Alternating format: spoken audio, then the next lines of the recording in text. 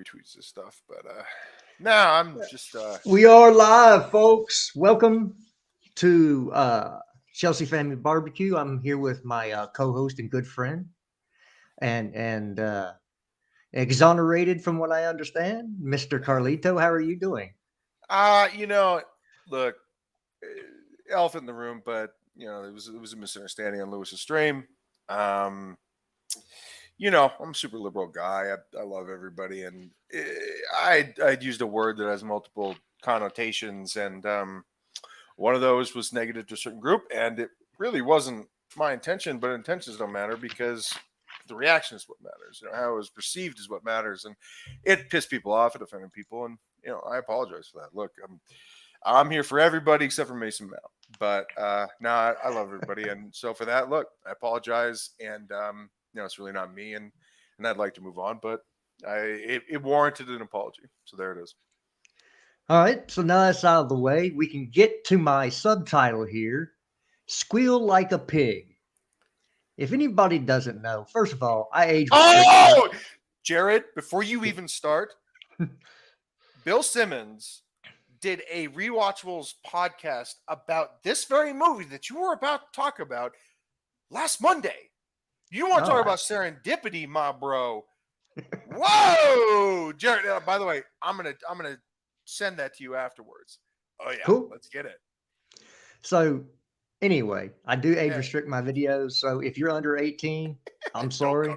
Don't come here. This line comes from a movie made in I think 1975, Deliverance. Yeah, it was right before Jaws, I think. Yeah, and he and his friends were going down a river in backwoods. I can't remember what state it was supposed to be. I think Kentucky or Virginia or no, it was Georgia. It was Georgia. Yep. And well, let's just say he got one of the friends got man raped. Ned Beatty. Yeah. Wow. He had, and the line was "squeal like a pig." Yep. So I put this as my little heading here because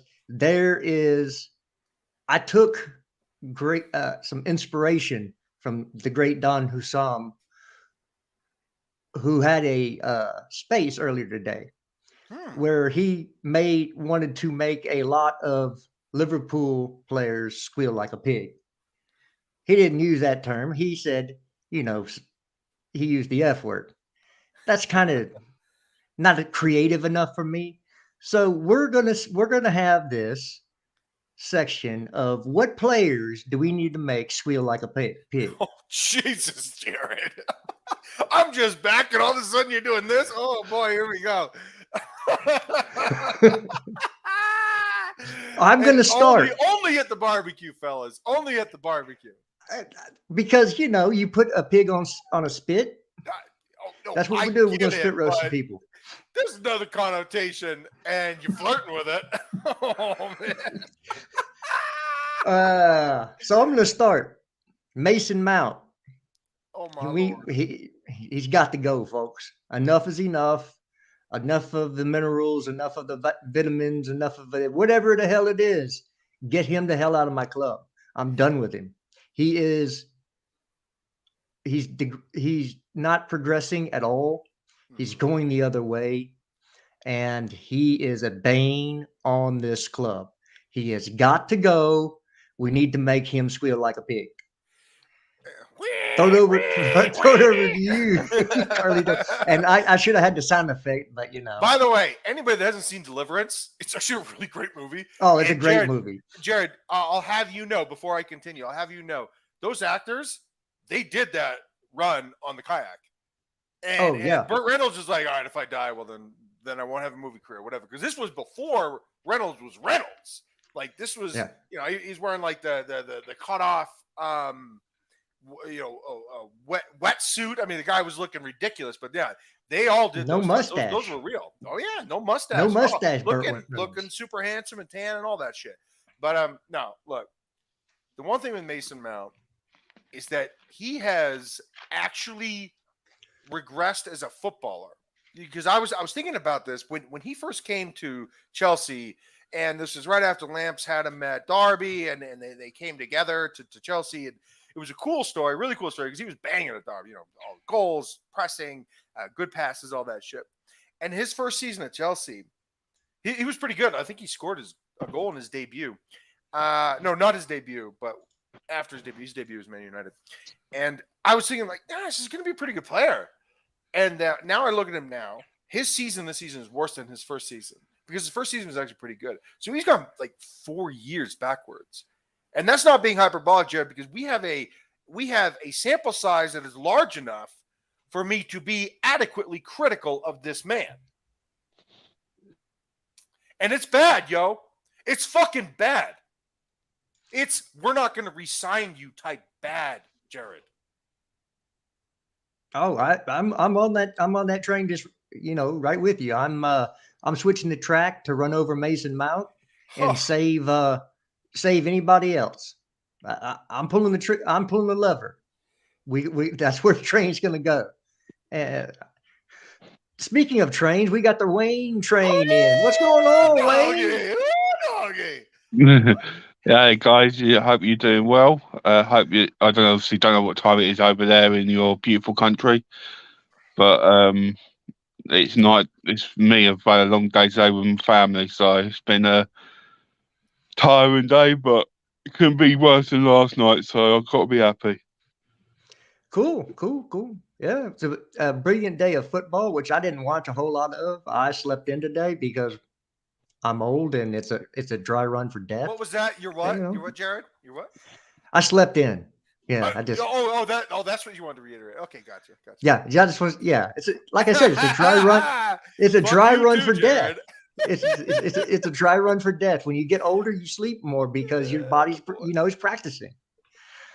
Oh, look at this, Strasburg Steve. By the way, it's a play on words. Steve Strasburg, a good pitcher.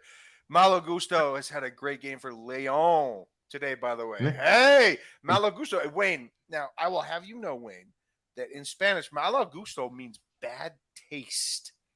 That is such a strange word combination as a name. Nevertheless, I like his hair, and he's a really good player. So I'm fucking down with this one. I'm pumped for this. June can't come soon enough, man. He might have a bit of a bad temper to him, then. Good. I love a temper. That means he cares, man.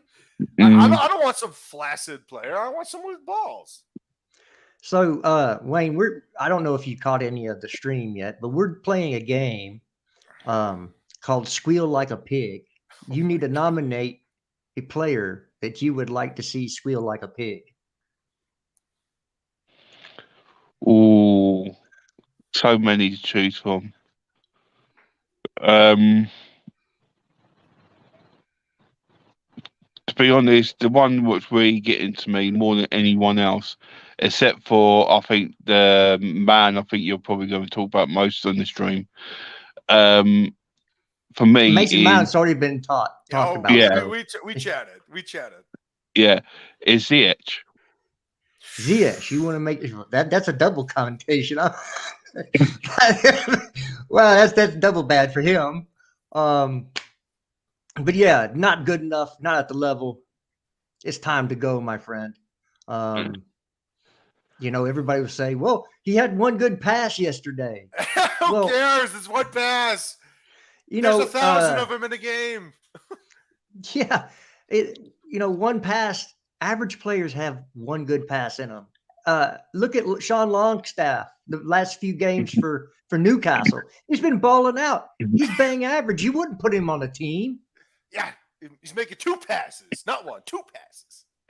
See, when he went down in the got kicked on his foot in the first couple of minutes of the game, I was actually praying for him to stay down and go off injured. Yeah. Yeah. Hey, Nippin, the link's in the chat, group chat. You dinguses, you jabronis, you don't look at the group chat. Come on now. So, yeah, I think Ziyech is, look, he has talent, yes, but he's not built for this league. He's just, people need to understand, we are the Super League already. Yeah. The Premier League will become the Super League. That's why Real Madrid, Barcelona, Juventus, them lot want to get together and have a super league because they don't have the purchasing power. They don't have the clout that the Premier League has. So just because somebody's talented in another league doesn't mean they're going to be able to play with the best players in the world. And with more and more money being poured into this league by outside investors, you're going to see a higher level of competition in the Premier League than you've ever seen in your entire life. Yeah. We're talking about you're going to win the Premier League with 80 some odd points. Yeah, Jared, I mean, look, it's a good point. Jared, Andrew, Wayne, I mean, everybody listening, I don't think the Premier League teams are going to go for it this time. I don't think so because we already have it. This league, there's so much parity. I mean, everybody's loving the NBA, or at least anybody that loves the sport itself. The NBA right now, there's an enormous amount of parity, not just in one conference, in both, right? From the window to the wall, there are 10 teams in each conference that are fucking balling, and it's a tight race. And some people are complaining, saying, "Oh no, I want a team of dominance. I want someone like Golden State in 2017 that's just fucking murdering everybody." And I'm sitting here thinking to myself, "No, man, no. I love parity. Parity is great because it just reinforces why England is so much better than everybody else, and it's why what you just said, Jared, why the league itself is already a super league. And so I don't think that the English clubs are going to go for this, and I also don't think the FA will allow it. Andrew, how are you, buddy? Good to see you." All good, fellas. All good. Hi, Wayne. Side note, you're the best. Good. Bud. You're the best. No problem. Hey, Strasburg Steve, you know what? I don't mind if you want to join and contribute. That's cool with me. Just DM me real quick.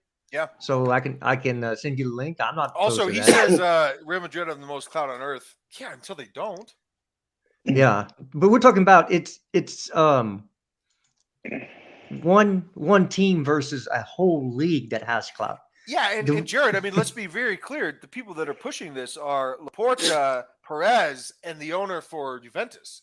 These are the guys that are pushing for it. And why are they doing that? Because they need money. It has nothing to do with growing the league and growing the brand of soccer and football around the country and the world.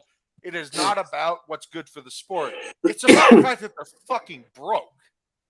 Yeah. I mean, that's why, if you think about it, when the Super League came up, why were Spurs involved in it? Not because of anything, not because they're a great team. It's a financial pool.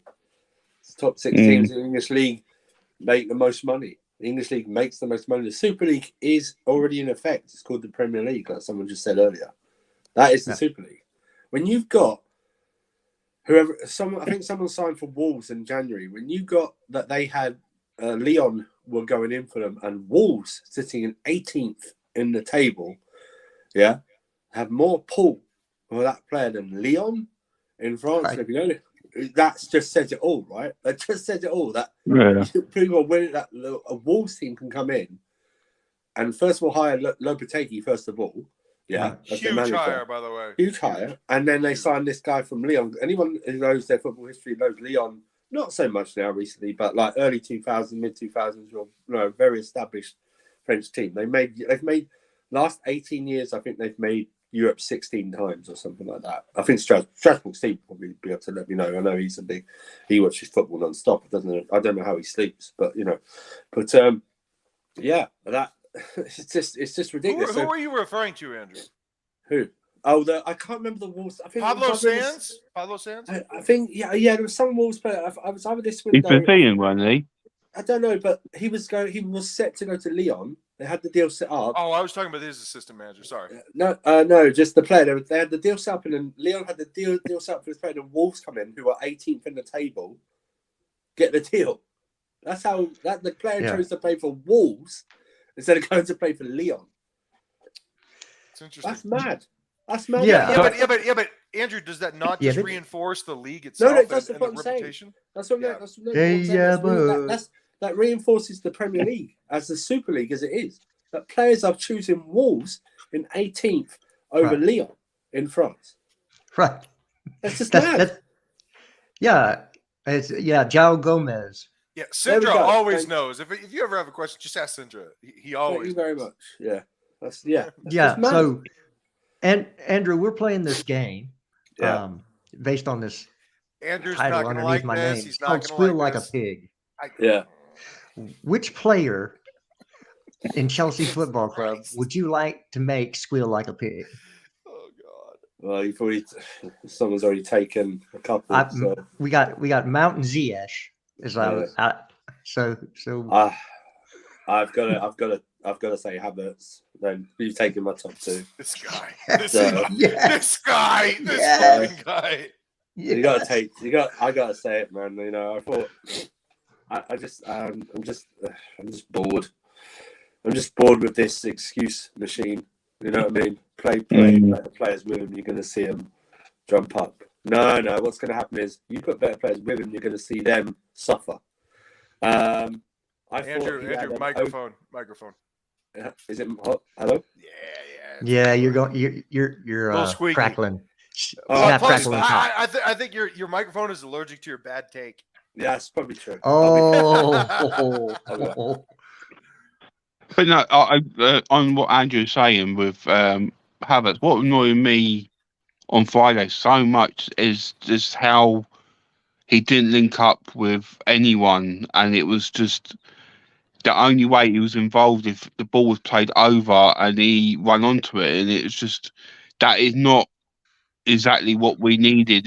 We need someone to link the play up and finish the goals. It's not just do one thing and everyone else does it. Do you know what I mean? It's just he's become a bit of a stalemate person in the team where he's doing nothing.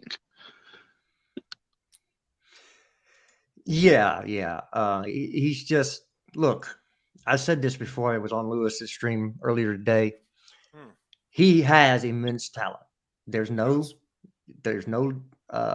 denying that he does. I'm tired of waiting for it to come good. We're in that situation now where we're starting to see that the players that we're waiting on coming good are not there. And that's why we've spent so much money to bring a whole nother group of players in to take over for those that we need to move out. And to sit here and say, well, is there one or two that you could wait on? Possibly. But do you really want to if you can move them along? Because a lot of these players are academy kids, and then go ahead and bring in the likes of whoever you think is better. Yeah, you're doing better there. All right. Thanks, Andrew. You know, do you use this opportunity? Yes, we might regret it in the future. But for right now, next season, do you move him to bring somebody else that the team at Chelsea Football Club think would benefit the team the team more? Can I answer this question first? Sure, go ahead. Okay, all right. Number one, like, to be very clear, I'm not a Havertz stan. I like the player. I mean, I'm not like obsessed with him or anything like that. If he doesn't play well, then he can fuck off. Okay, so let's be very clear about that before I say this stuff. I'm also not irrational about any of these players. I have no nostalgia for any of these players.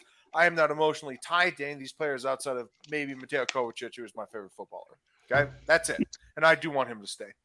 But when it comes to Kai, okay, if he balls and he balls with João Felix, who I think is kind of the key to this player, is that if he could play with João Felix as an ACM, Kai plays up top. He's got Mudryk. He's got Madueke, who is fucking amazing, by the way.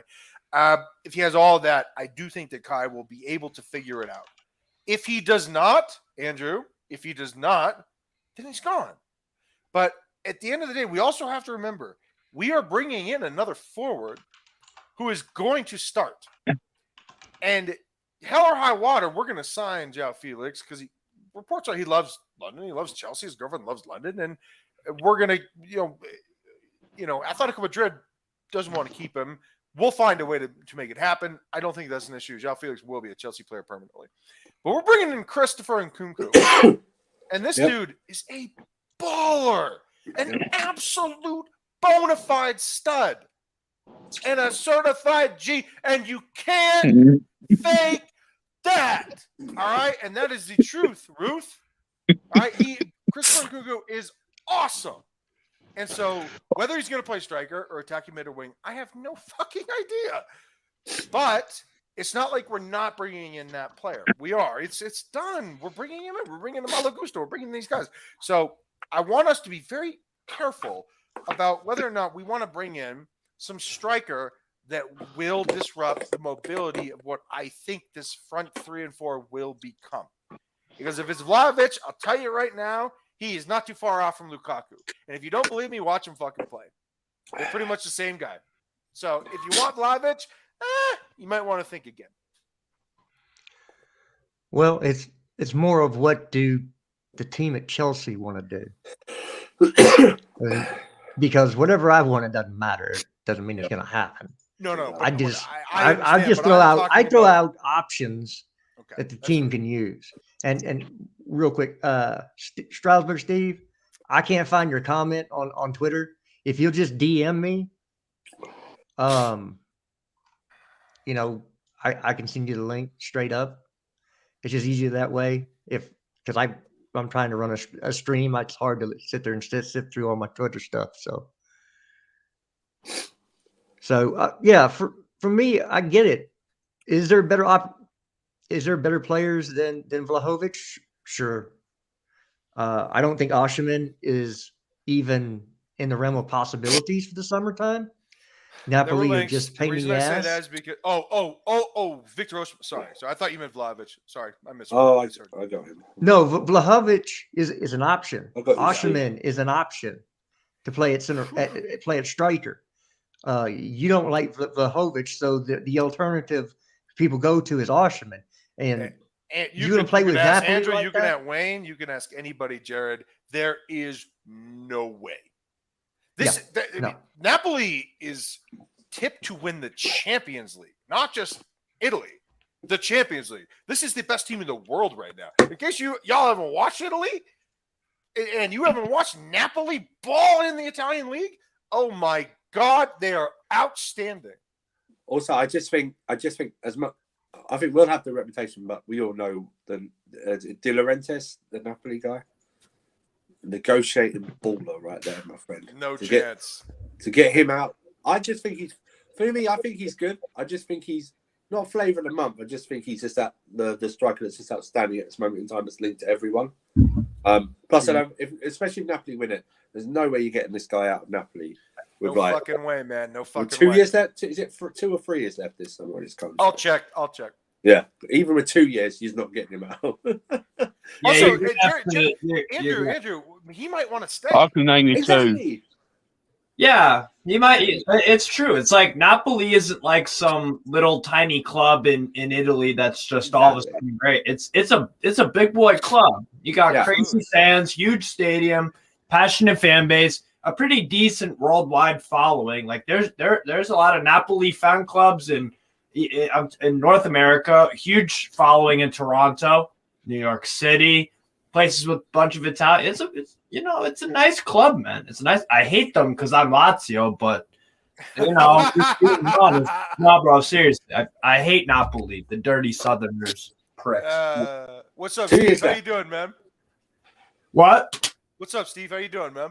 I'm all right. What about you? I'm chilling. You're Lazio guy, so you're so how do you pronounce this guy's name? You're attacking midfielder from Serbia. How do you pronounce his name? Sergej Milinkovic-Savic. He's Sergej Serbian and Spanish. Okay.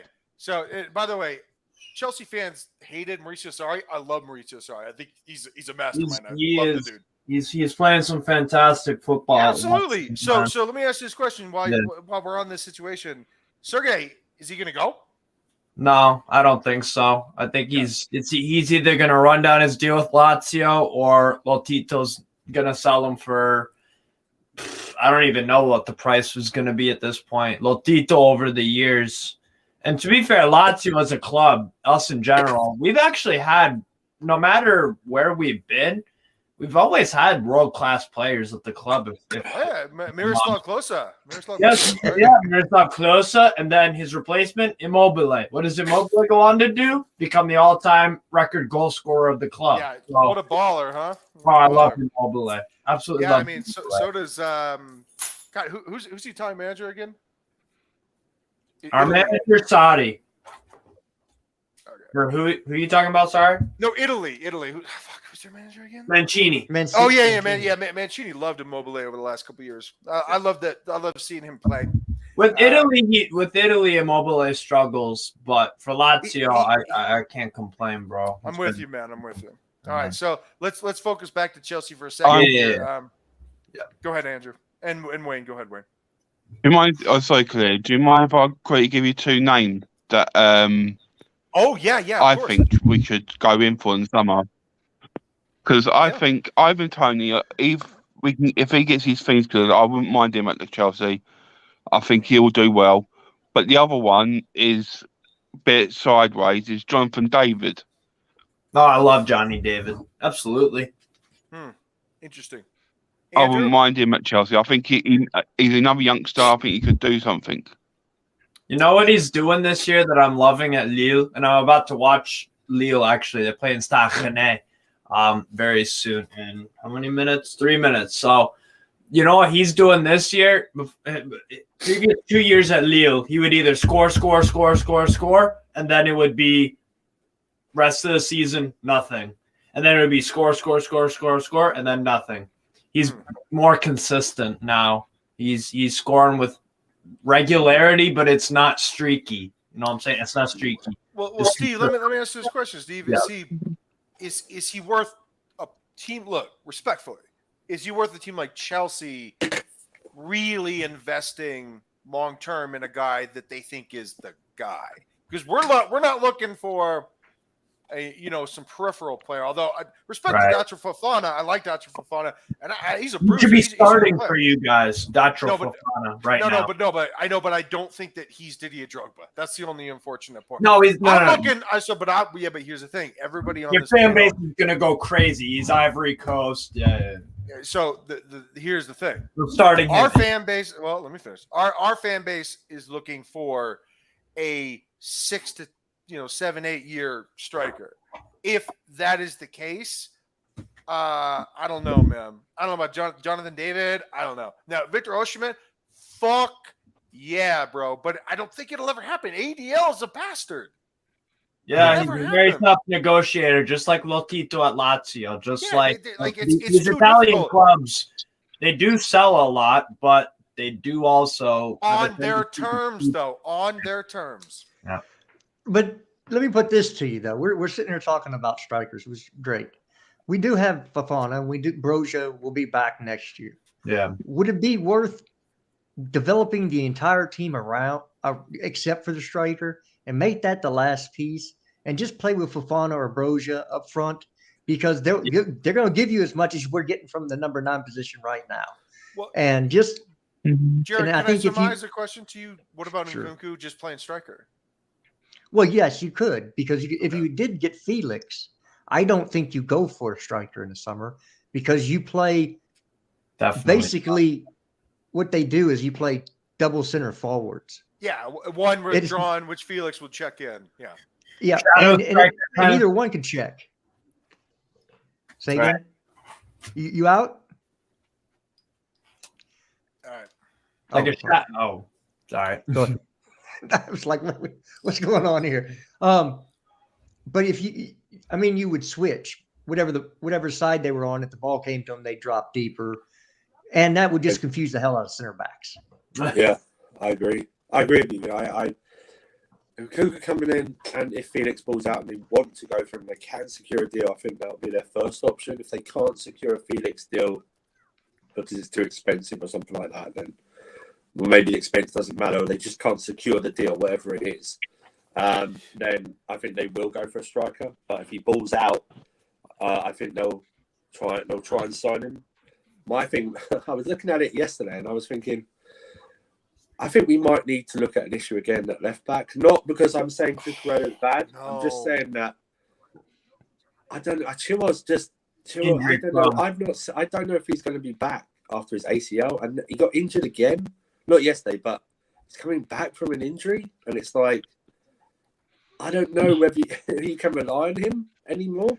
You're just trying to have some foresight because it's looking like a consistent issue. Yeah, we do have we are linked with somebody who can play that position. Who? Joseph Guardiola. No. Oh right, okay. No. Guardiola plays left center back. Yeah, he's I a went center to- He I also went- plays I went- left back. No. Jared makes a good point. Those two are not mutually exclusive. But I'm looking for, like, Malo Gusto plays right back. You know what I'm saying? Yeah. Like, if we were ever to do that, you'd be looking at a player that is a primarily left back focused type player. And look, it's a very good point, Jared. But Andrew, I don't think I can get there with you on this one. I can't yet because I like Ben. Look, it's a bias. Look, I'm a human being. I'm biased. I like Ben Chilwell so much. I like Ben Chilwell so much that I want to give him the benefit of the doubt, man. I mean, like, Man City already asking for him. But I'm Man City just saying, wants him. Calito, is it out of is it out of I don't want it. But is there a high chance of even this season or next season that he picks up another injury again? What if he does? It's a high. There's a high chance. Yes. But what if he does pick up a long injury? I'm not talking about months. Well, like the one he just had. I'm talking about like what he's been out for now. Well, how long's he been out now? Do you know what I mean? But he was out for about 2 months, 2-3 months. I'm with you. I'm giving fair fight. But I wanted to ask Steve about a player I really like or like look of Kefren Turan. Kefren. Mid. Because I like Kone as well. Quite good on it, Mönchengladbach. Yeah. But what do you think about? Because Kevin Turan sort of is a lower profile at the moment. Obviously, people are more linked to Kone and everything. But what do you think about Kevin Turan? By the way, Stachane already scored a minute in against Algeria. Algerian. I'm throwing on ESPN Plus. I'm gonna watch this shit. Algerian. It's on BN. Oh yeah, but I'm an American. I'm an American. I can get. Is it? Oh yeah. I'm American too. Well, I have food. Oh no, I didn't know if you were in America. Sorry, that's what I was saying. No, I'm done. Yeah, I'm in America. To answer your question, Andrew. Kefren Turan for me, more of a holding mid. Really nice calming presence to him. Good passing range. Very mature for his age, I'd say, and positionally sound. I'm a big fan. I'm a big fan of him. And Quadio Kone for me is just a monster, man. Tracks so much ground, endurance, stamina. That's another thing. He's got a lot to him. An engine. He's an engine. Puts himself all about the pitch. Very, very another intelligent player. Intelligent player with a nice. What he does really nice to me is it's the transition, turn, pass, find it, go. That's what he does really well. So physically, he's I think he's improved a lot in the Bundesliga. So and a double pivot, he's nice. So I've never even heard of the guy that had the saving tackle in Ulot's game today for West Ham. 27? He's from Morocco. Nayef Agad. Yeah, he came from Rennes. Yeah. I've never heard of that guy, but that was a hell of a tackle. That was a fan. Callum Wilson. Yeah. Steve, where are you originally from? Chicago, Illinois, baby. Ah, that's it. Chicago. That's it. Hey, Steve, while we still have you, man. Yeah. Excuse me. I want to ask you about sorry. My apologies. You good, bro. I want to ask you about a player that I adore. He's one of my top 5 favorite players in the world that Chelsea fans don't seem to have any time for. And he plays for my favorite ever manager, Paul Dybala. Paul Dybala.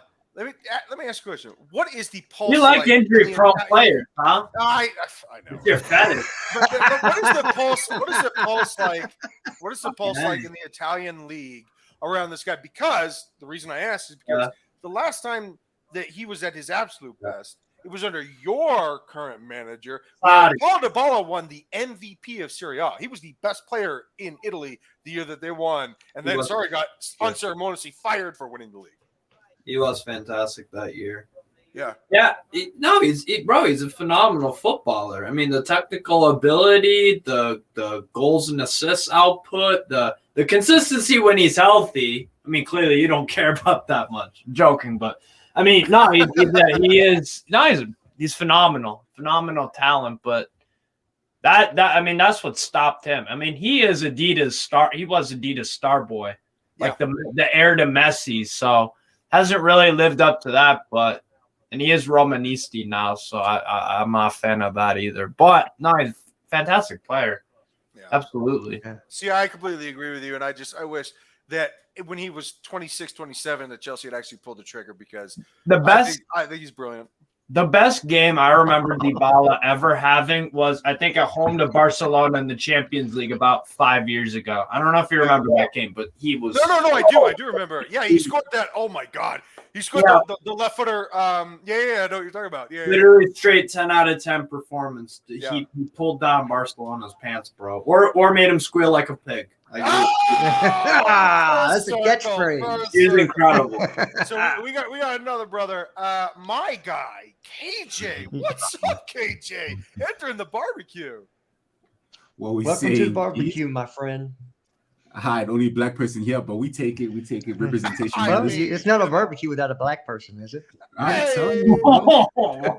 Diversity. KJ, what you bring to the barbecue, man? You gotta have soul food. If we're going to talk to KJ about a barbecue, we should do it right and call it what they call it. I'm going to see test everyone's knowledge now. Oh, I don't know. I don't know either. Cookout, right? No. It's what is it called? There we go. Hello? I have no idea. Yes. Earth anybody? Check. That's it. I'm gonna bring the greens. You know, we gotta be healthy. Exactly. Hey, that's my boy. It's my guy. AJ. Calgary's look so gross, but they're so good. Right? Yeah, dude. Yeah, for sure, man. I don't know who does better, barbecue, Americans or South Africans, but I think South Africans are definitely damn good at it. I mean, well, you got to go to Texas, bro. You got to go to Texas. Yeah, you do need to comment here. All right, so KJ, talk to me about this Mount thread, man. Talk to me about it, brother. Listen, it paints a picture of how ass he really is. But you know what? No one has ever seen it from a technical standpoint of view until now, and I'm glad there's a conversation about it. He's poor, man. He has no technical ability, yet somehow he's billed as a generational talent, which blows my mind. But this thread kind of summarizes it perfectly. I think for how we're utilizing him, it's not effective in this team. It's kind of opened up my perspective and what it's actually doing to the players surrounding him. He's actually diminishing the players that are surrounding him. Mudryk yesterday, prime example. Yeah. He's a leech. He's just like Alonso. Let KJ land, because he's actually totally right. By the way, Mudryk, good point. But go ahead, KJ, land this one.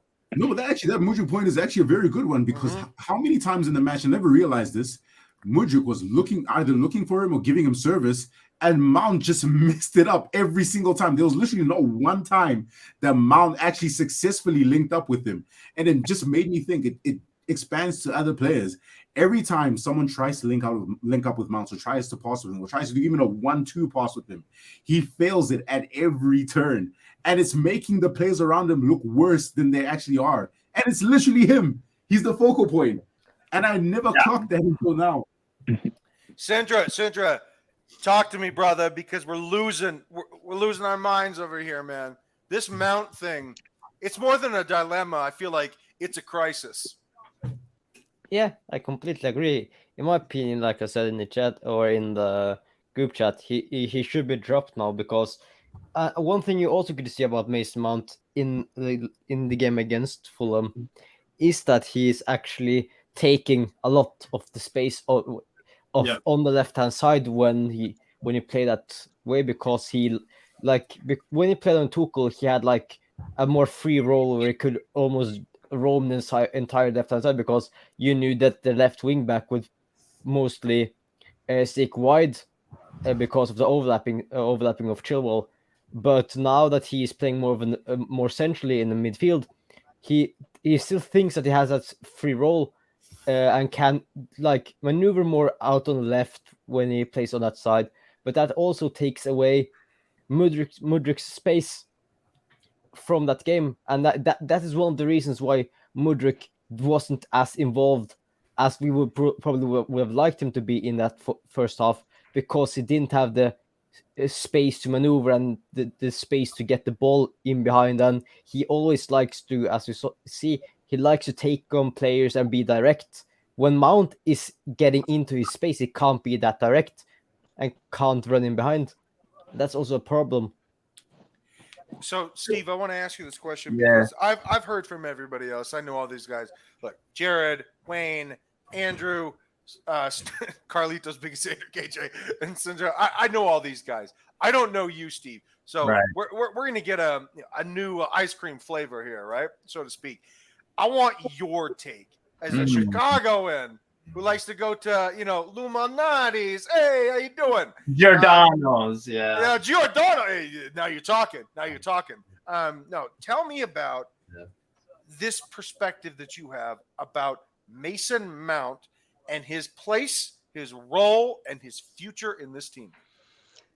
Not a fan, bro. Not a fan. I'm sorry, man. He's a bang average footballer that's limited in what he does, not elite at anything. Positionally, he doesn't know what he's doing. Tries to play like an 8 when he's a 10, and then when he's a 10, plays like an 8. Run. I honestly, bro, I'm not. I would sell him if Liverpool are offering stupid money for him. Accept it, move on with life. He's a divisive character in your fan base. Same with Mount and with Gallagher too. I feel like not a lot of people are feeling him, but it's because him and Mount are English and Cobham boys and all this stuff. It's just like, I don't know, man. I think you can do much better. I was gonna say in response to the gentleman below me about Mount. Let's compare and contrast what Potter at Brighton had to work with left and attacking midfielder. McAllister did not steal Trossard's space. Everything what McAllister does well, it's natural. It's the flow. He likes to make more runs into the box or receive it off of Trossard, but something will happen. And with Mount, you're right. It just seems like he's failing at everything. The easy passes or just playing someone in. It's like he's struggling. McAllister would be a ginormous upgrade. So, Steve, what you just said was so poignant because this is a tactical thing where you're talking about stealing space. Now, what that means is that it's not just Mount going into the spaces that Mudryk wants to operate in. Mount is also bringing a defender with him. So it's not just Mount with the ball that is occupying that space and stealing that space. He's also bringing a defender, which is pressure, which is less space. And it just it diminishes what Mudryk needs, which is a goddamn ball one-on-one. And to create some space so you can either shoot, cross, or play a pass. There's three options. Mount is encroaching. He's encroaching the territorial integrity of what Mudryk needs. And it's just it's just bad positional awareness. Yeah. Right. Well, we can take this to a different level. Let's go to this level because, this is age restricted. How many times have you seen a Mason Mount post on Instagram when he's not next to another guy? Jared, come on. It just, hey, there's nothing wrong with that. I know you're joking, but he's always right next to a guy somewhere in the world. And on the pitch, he has to be, sometimes it's Havertz, sometimes it's whoever. But he's always right next to a guy. You just have to start to wonder if he doesn't have abandonment issues. Or maybe his dad didn't play with him enough. I don't know. I appreciate your creative way to make a point. But look, the point is valid, is that he is what Steve said. He's stealing space. And you can't look, Kevin De Bruyne does the opposite. He creates space. And he does so with longer passes. Andrew, talk to me about this, man, because again, this is a crisis. This is no longer a problem. It is a crisis, Andrew. It is a crisis. Is my mic all right? Or is it crackling? Not really. Crackling a little bit, but it was worse. A little bit. I'll see how it goes. I might have to jump out in and out again. You're fine. Keep going. We love your work. I'm just lost. I'm lost for words, really. I don't have any. I don't know what else I can say about this guy. This guy's a black hole. He sucks talent out of anything around him. Gareth Southgate dropped this dude in the World Cup for Jordan Henderson. Why can't we drop him? I don't understand this, and I don't know what it's like. I put agendas. You know what agenda has been used in the social media as a bad thing. It's not. I'm going to own the word agenda. My agenda is to get this guy out of my club. Oh shit! Because he is not good enough. He is a tumor that needs to be removed from this team. Okay, that's what I see him as. Okay, I just don't know. I will ask the question again to anyone who rates Mount. You can't use off the. What does he do off you on the ball? What is he known for on the ball? What's his right? What's he elite at? What makes him stand out as If you're a supposed generational player, that means you are exceptional or special in something. Right, because I could tell you why. Right, even though I don't really rate him, I could say something about Ziyech on the ball. He's got a great left foot, and he can put in a cross or a crossfield ball. Really good dribbling as well. He can take fine, but that's what I mean. But I don't even rate Ziyech. So I can't. Poor guy should be at PSG. Yeah. All right, look. I wasn't gonna do this. What can I say? You can't say anything. I was gonna wait, Andrew. I was gonna wait until.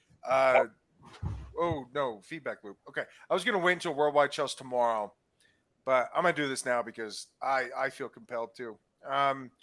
CFC Keefe writes a thread, why Mason Mount is the problem at Chelsea. A thread. His positioning. Mount has been deployed in his preferred position, a number 8, and yet keeps occupying the space of the left wing. What Steve was talking about, stealing space. Yeah. Hence, why some coaches like Tuchel and even Potter have deployed him as a left wing. His positional awareness is so poor, which is why many natural wingers have failed to excel next to him.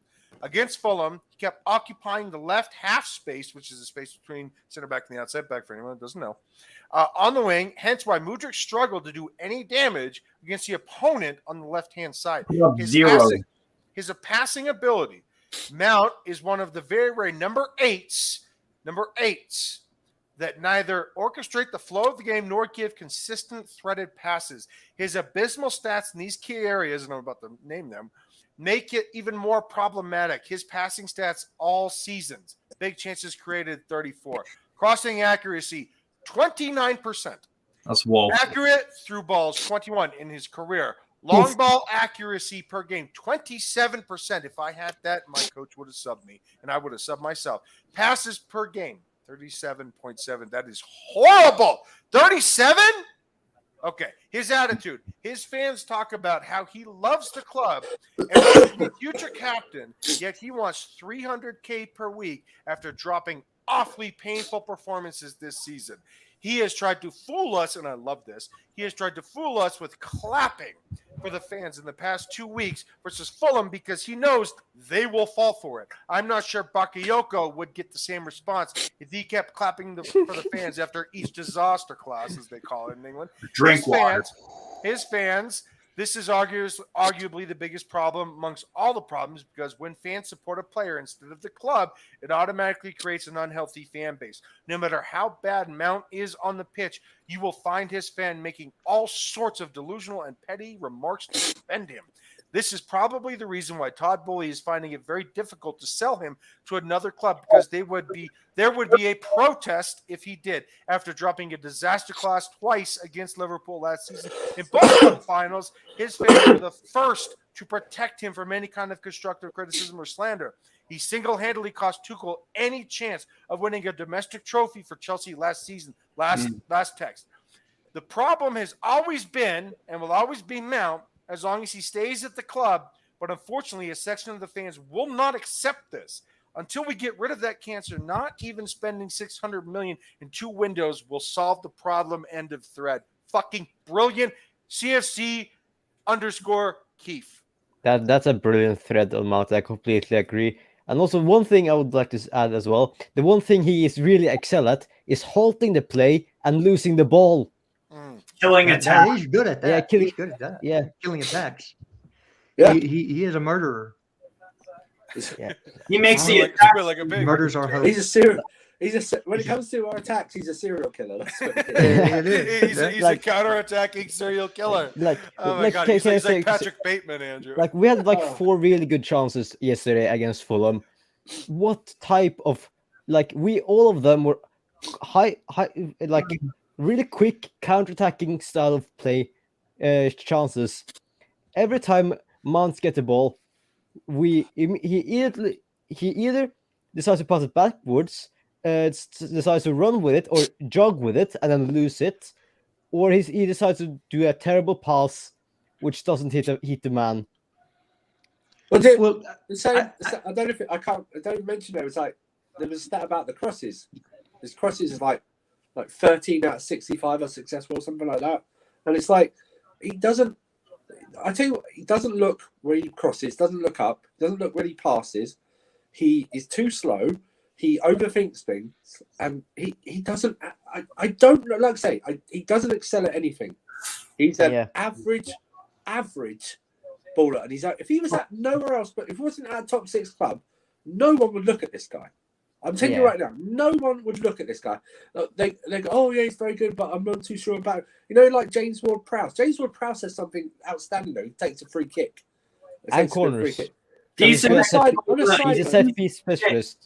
On a side note, please do not have Gallagher take corners ever again, please. I just he took every corner yesterday, an easy one, man. and he did not hit. He did not. I just don't. It reminds me of Willian's corners. Not we had Willian, Mount, and now Gallagher with some of the worst corners I've ever seen in my life. And Andrew, I was sorry, Sindra, I have to say this because this actually takes me back to like 2014.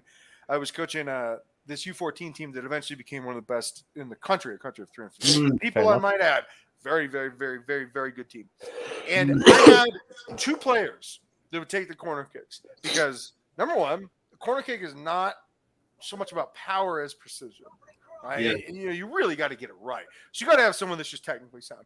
And I had a Hispanic kid named Ramon on the left, and I got named Victor Arellano, another Hispanic kid, on the right. And those were the guys that took corner kicks.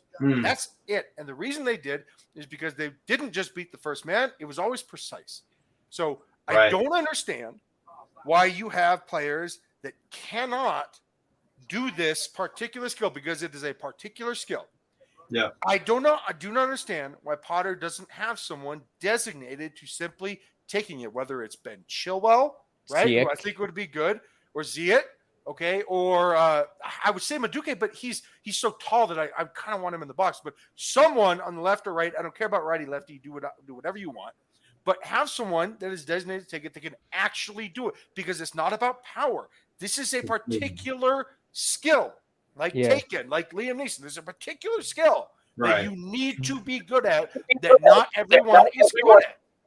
The time that you want power on a cross is a low-driven one when you're at the edge of the box towards the goal line, and you're kicking it out to someone at the top of the box to just slot it. That's when you want power on a cross.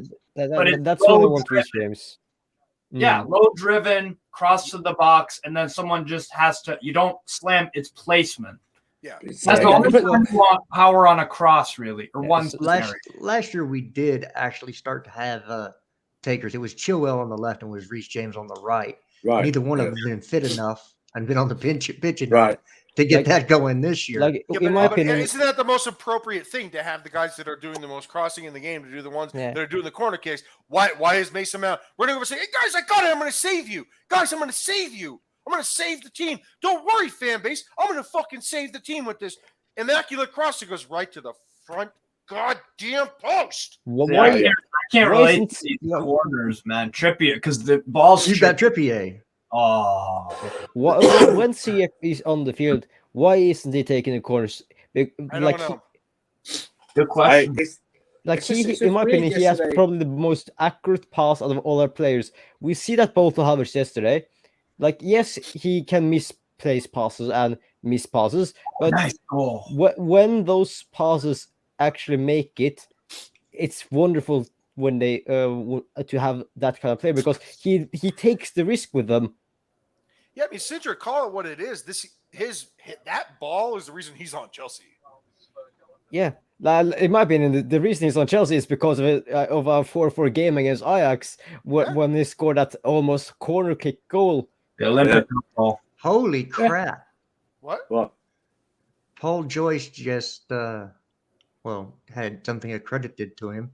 Jurgen Klopp is considered leaving Liverpool at sea. Oh, He should, bro. He should. Wow. Seven season curse. for sure, 7 season for curse. sure. No, real talk, man. If you get destroyed by a relegation side, I think you're done. Hey, Andrew, talk to me about how his style of play has simply worn his players out over the last 5 years. Right. Well, you have to see it. Look at Fabinho. Fabinho's 29. He looks like he's 30. He looks like he's 36. Bro, do you know what I mean? Mo Salah. Mo Salah. He plays out. I don't know. I've got the best forward in the Premier League for the past 5 years. I'm going to play him out wider. He's going to be a creator now. All of a sudden. Exactly right. Yeah. Because they spent big on Darwin Núñez. That's why, in my opinion, they played a diamond formation. This is why. Actually started to. If you remember, before Christmas, they put in a couple of very good performances. 4 straight wins. Right, and then he went straight back to what was. He does it. He's not arguably. He does this all the time. I mean, I think it's a better squad. He's leaving a better squad than what he obviously arrived at Liverpool. If he goes, if he goes, but you're right. I mean, he's driven them. I mean, without Alisson this season, this is no relegation. They'd be relegation. They'd be relegation without Alisson this season. I'm telling you right now. Yeah, they would be in relegation. Dude, after a couple of years, players just stop listening to you. You need a fresh voice. If anything other than just the simple human trait of annoyance, they're like, this fucking guy again? This fucking guy again? Carlito, I also think we need to add that. They need to bring in fresh new players as well, just to get the guys in. Look, Andrew, you got. Look, I don't mean to cut anybody off, but I do want to respond to what Andrew said. Look, you got Mo Salah on $400K a week, right? Right, yeah. And they sold their best player, Sadio Mane. And I was telling one of my best friends that I co-captained with in college. I played in NCAA, and I was telling him this morning. I was like, Demir, like, look. When we play against Liverpool, when Mane was there, Mo Salah, we knew what he was going to do. He's a good player, but we knew what he was going to do. With Sadio Mane, he was always the danger. In that Walter White sense, the danger. He was always way more unpredictable. And it was like, fuck, man, if Mane gets the ball, something's going to happen that we will not anticipate. So it's just they sold the wrong player. They prioritized the wrong player. They got it completely wrong. And then they have this old-ass midfield, this defense that is – a decrepit and this right back that can't defend. If you can't defend, why are you playing defense? Like this whole thing, it's a mess. And I think Klopp will get a job and hopefully America hires him because I'd be down with it. But no, he rode that team into the ground. They are cooked. They are cooked, baby. In my opinion, he should have looked at the team and maybe said it's time to switch up the formation because, as you said, his place has worn him out. If in my opinion, if they would have switched to a 5 at the back, I think they would have looked a little bit better because then they would give Trent more freedom to do the more attacking side. Hopefully, increase his get better with have better crosses, link up better with Darwin Núñez and Mo Salah and stuff. But instead, they're sticking to the same formation and sticking with the 3-man midfield, which they can't because they don't have enough midfielders that can run that well. Yeah. And can we say now? If Salah stays at Liverpool for 2 to 3 years and doesn't and performs the way he does now, can we still say Eden Hazard is better player than Mohamed Salah in the Premier League? He's a better player. Riyad Mahrez is a better player than Salah. Yeah, by the way, Riyad Mahrez has a better career too. I don't even making those comparisons because it makes no point. The only reason in my opinion Salah is compared to or people are saying he is better than Hazard is because of his goal output. Of course, Salah can be a better goal scorer than Hazard, but don't forget, I think they're the same age, and Hazard was 10 times a player when they were younger than Salah were. Salah just came in and immediately set the league on fire when he broke the goal record 32 or equal it.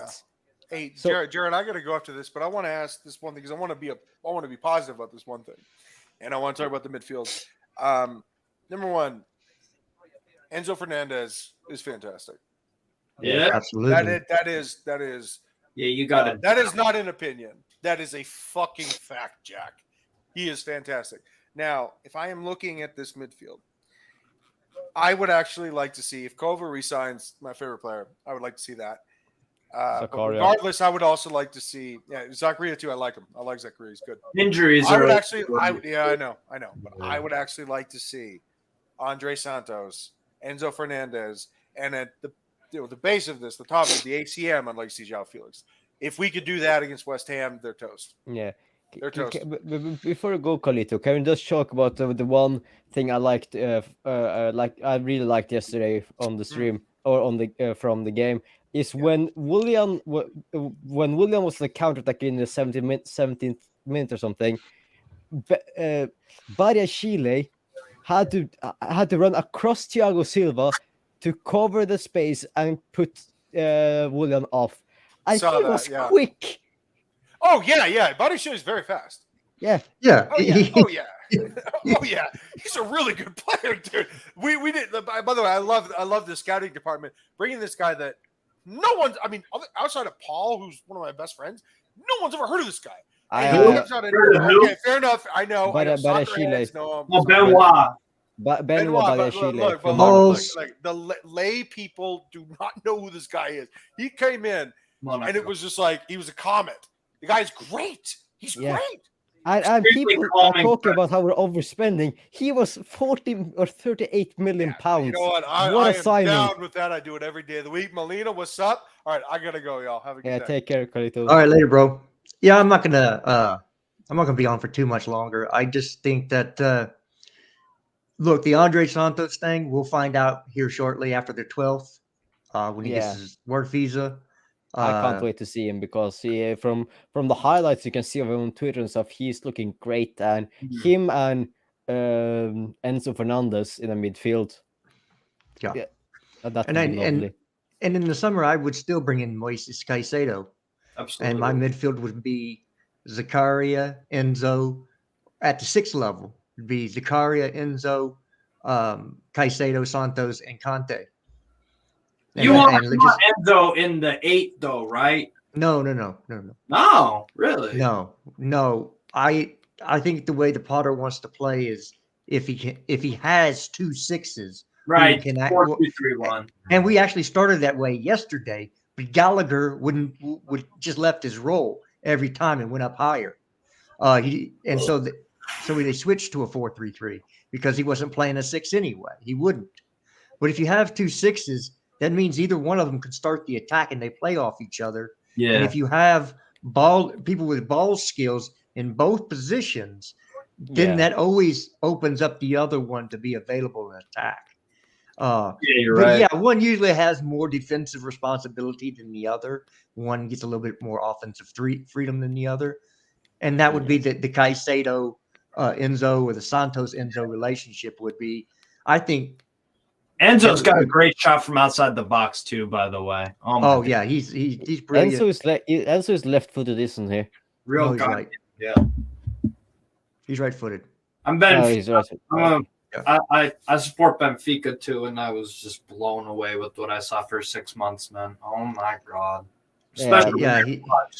Fair enough to the Benfica scouting department for signing him from River Plate. And that's also one thing, like I said on yesterday's stream, was that I like that we're going more for these types of players. Like we're not signing them from their stepping stone like we did with Fernandez from Benfica. We're signing them directly from the league, like Andre Santos.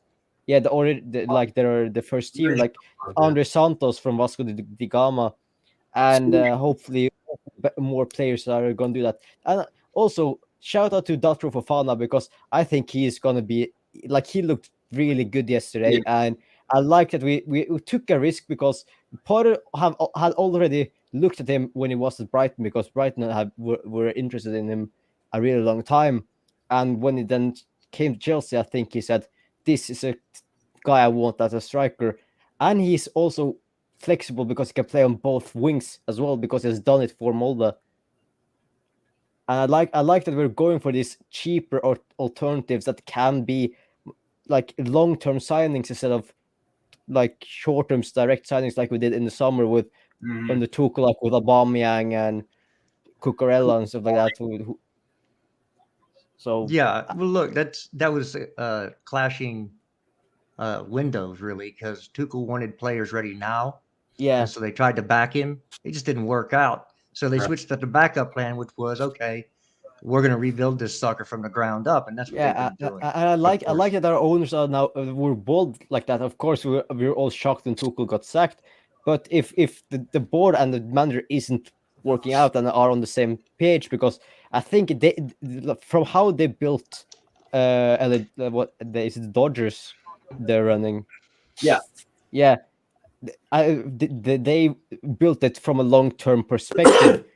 They didn't want that from Chelsea as well. They wanted to look at it from they wanted it to be a long-term, not the immediate effect on the Tuchel. That's how a European club is built. Yeah, it's a structure. But that's why Brighton is so successful, because they have a structure like a European club. Brentford, they're not in Europe, so they have that from the scouting. And Brighton are doing well even without Potter because of how they're structured. Brighton are the first English version of a Dortmund, of a Benfica. The way they find players and sell them, same with the coaches. They go and they do that. That's what they're great at. No doubt. Caicedo goes this summer, and they probably got to replace. I think they signed Swedish dude. Yeah, or something. 6 million. I haven't seen much of him. But I mean, who else was scouting Matoma? Who had heard of Matoma? Like, I know if you're watching European football, Kawasaki, yeah, but you might. But what I'm saying is, no one had heard of Matoma. Right. You know what I mean? It's like who? And he's what 25. Why isn't, like, as a Chelsea fan? Why? That's what I want. You know what? Spend big, fine, but I want gems like that as well. Do you know what I mean? Yeah. I would pay £5 million for that guy or something like that, or 3.5 million for Caicedo. And if they go for a big price, if they want to go then afterwards, fine, but they go for a bigger price. But that's what I want, and that's what I hope they do. I know they say they're going to spend big in the next 2 summers or something like that, but I'd also like the other side. Like if Andre Santos balls out, he was only 12 million. Do you know what I mean? I want to same with Fofana. Yeah, if he becomes this next version of Didier Drogba, we can say we sign him for 12 million. Right. That's even cheaper. I'm going to look back in 4 years' time and go, wasn't that half of Drogba's price in 2014 or 2004? 24, it was 24 million pounds. Just be careful throwing Didier's name around. No, but if you look at inflation equivalent, that's probably like 120, 150 million. Yeah, for inflation. Yeah. Well, gentlemen, and you know where he came from? He came from a little French club called Guingamp. Imagine how cheap you could get him if Chelsea bought him from Guingamp before he went to Marseille. You could get him for back in that day, you could probably get him for less than $1 million. Yeah. That's good scouting. Absolutely. That's good scouting. I like that we're building our good scouting system and looking at more statistics and building a structure like Brighton. But of course, Brighton are way ahead of us because they have had that structure for years now. But it's Brighton backed by billionaires. Tony Bloom. You know what I mean? They have this, bro. I watched a video on Brighton the other day on HITC 7s, and the Brighton setup is insane. They got this secret data-driven thing that Tony Bloom created.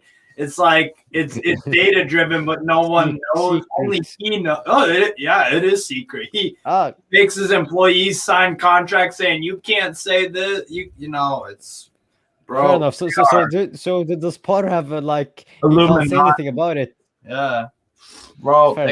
They got. Go on, Jesse. You want to end, right? You want to wrap it up? Yeah, I'm gonna wrap it up, folks. It's been over an hour, and I know everybody has better things to do to sit here and talk with me. Shut up. But I appreciate everybody coming in, having their say. Steve, thanks for your first time on. Same with Sindre. So everybody, lost their cherry today. That's nice. Make some clap for you guys. And freaking Conor Gallagher run. Gentlemen, I appreciate it. Everybody in chat, ladies and gentlemen, thank you for being with us. We'll try to do this again more regularly. Last week there was nothing to talk about. Yeah, always fun. I love being on streams and talking Chelsea and football related. Well, we're glad to have you, and y'all are welcome anytime because this is just us bantering and just having a good time. Yeah, we'll see y'all next week. That's in my opinion. That's how like this kind of stream should be, like having fun and chatting football. Yeah. Yep. So I don't have socials to drop, but follow these gentlemen on their socials. Yeah. And we'll see y'all next time. And like and Subscribe. subscribe to Jesters as well. Like Yeah. and subscribe.